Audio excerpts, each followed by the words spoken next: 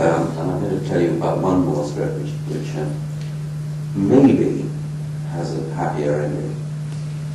I wrote, 3 or 4 years after Customer Country, a script, an original screenplay for 20th Century Fox, which was about Jung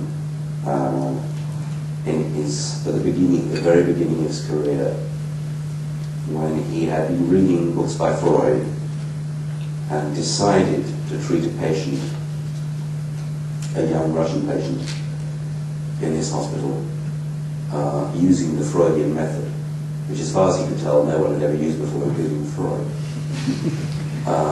He used the method over 5-6 months, the talking method, and had a spectacular success. The patient, who was a 19-year-old Russian girl, was completely cured. So he wrote to Freud and told him about this, and this was the beginning of the relationship between Freud and Jung, which blossomed immediately, and Freud began to think of Jung as his successor, and also very important to Freud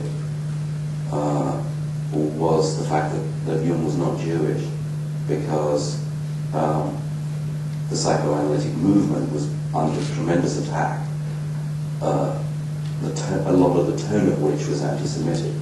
So it was very valuable to him to have an ally or right-hand man who was as Aryan as they come.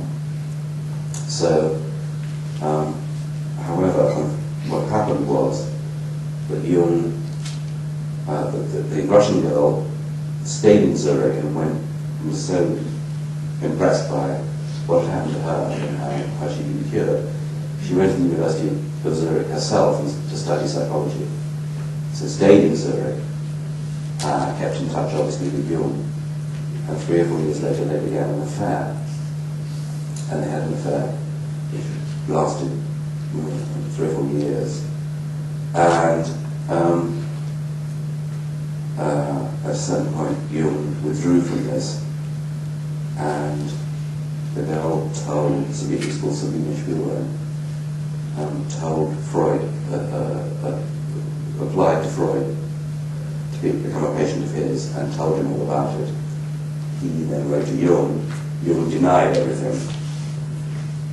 And what emerged from all of this was that the Russian girl, Sabine Spielberg, who later became a distinguished psychoanalyst in her own right, having affected, inadvertently, the beginning of the relationship between Freud and Jung, then found herself the agent of the breakup between Freud and Jung.